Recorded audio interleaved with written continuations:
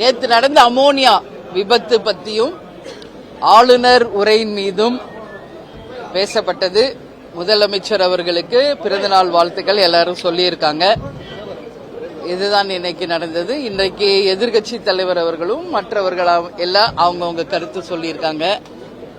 கடந்த 2-3 நாட்களாக என்ன நான் பேசும்போது டம்ளர்ல தண்ணி குடுக்கிறது பதில் பாட்டில்ல கொடுங்க அப்படின்றத நான் சொன்னேன். அப்போ அண்ணன் OPS அவர்கள் அந்நியார் நல்ல கருத்து சொல்லியிருக்காங்கன்னாரு.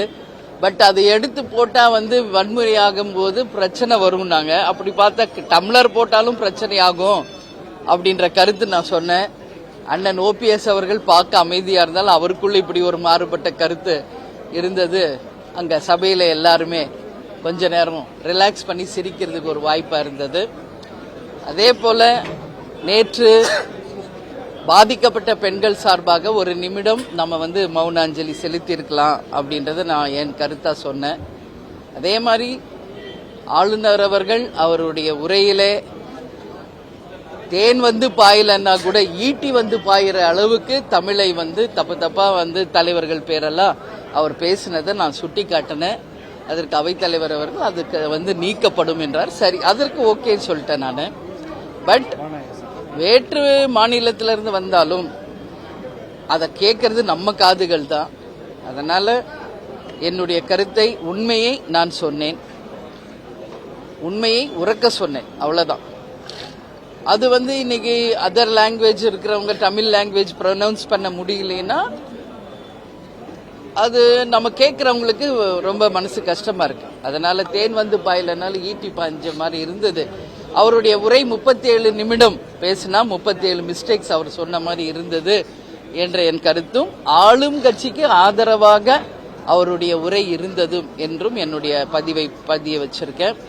அது மட்டும் இல்லாம கடந்த சில நாட்களாக தமிழ்நாட்டில் நடக்கின்ற அவலங்கள், அதாவது கவர்மெண்ட் ஸ்கூல்ல ஆளும் கட்சியை சேர்ந்த நிர்வாகிகள் சென்று கிளாஸ் நடக்கும்போது முதல்வருடைய புகைப்படத்தை மாற்றுறது, அதே போல அமைச்சர் பெருமக்கள் பொதுவெளியிலே நடனங்கள் ஆடுவது என்று எல்லாமே மக்கள் பார்த்துக்கிட்டு இருக்காங்க. இதையெல்லாம் உண்மையிலேயே பார்க்கறதுக்கு மக்கள் இன்னைக்கு மிக மிக மிக எல்லாருமே ஒரு வெறுக்கின்ற ஒரு நிலையில இன்னைக்கு தமிழகம் சென்று கொண்டிருக்கிறது. அதே மாதிரி மின்வெட்டு பிரச்சனை எல்லா இடத்துலயும் இருக்கு. இதுல சில இடங்கள் மட்டும் கிடையாது, நிறைய இடங்கள்ல இருக்கு. நான் ஏற்கனவே பலமுறை நான் விருதாச்சலம் போனப்பே சொன்ன மழைக்காலம் வரப்போது நெல் மூட்டைகளை எல்லாம் நம்ம இப்பயே உடைய குடோன்களுக்கு மாத்துங்க, இல்லைன்னா எல்லாம் நனைஞ்சு வீணா போகும்னு. பட் அதை காதிலே வாங்கல. செவுடன் காதில் ஊதில் சங்கு போல எல்லாம் ஆட்சியாளர்கள் இருந்ததின் விளைவு இன்னைக்கு தமிழ்நாடு முழுக்க பெய்கின்ற மழையில அத்தனை நெல் மூட்டைகளும் நனைந்து இன்னைக்கு எல்லா இடத்துலயும் முளைவிட்டு இருக்கிறது. அதுல 1.5 லட்சம் நெல் மூட்டைகள் விருதுநகர் மாவட்டத்திலும் கும்பகோணத்திலும் 75,000 மூட்டைகள் நனைஞ்சு வீணாயிருக்கிறது. இதையெல்லாம் அரசு கவனத்தில் கொள்ள வேண்டும். மின்வெட்டை உடனடியாக சரி செய்யணும். மின் மிகை மாநிலமாக இருந்த தமிழ்நாட்டில் ஏன் இப்ப மின்வெட்டு வருகிறது என்ற கேள்வி இன்னைக்கு அவையிலே பேசப்பட்டது. சட்டம் ஒழுங்கு பற்றி பேசப்பட்டது, பாலியல் வன்கொடுமை பற்றி பேசப்பட்டது. இது போன்ற பல்வேறு விஷயங்கள் இன்னைக்கு அங்க பேசப்பட்டது. ஆட்சியாளர்கள் ஏற்கனவே குழந்தைகளையும் மூளை செலவை செய்து, பள்ளி மாணவ மாணவிகளை மூளை செலவை செய்து ஆட்சிக்கு வந்ததா ஒரு கருத்து இருக்கு. அப்படி இருக்கும் பட்சத்தில் இந்த ஆட்சி ரொம்ப கவனமா இருக்கணும்.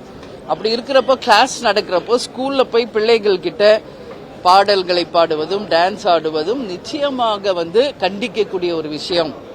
அமைச்சர் பெருமக்களும் பொதுவெளியில், இன்றைக்கு அவங்க எல்லாம் அமைச்சர்கள், பொதுவெளியில நிச்சயமாக ஒரு கண்ணியத்தை கடைபிடிக்கணும் என்பதான் மக்கள் எதிர்பார்க்கிறாங்க.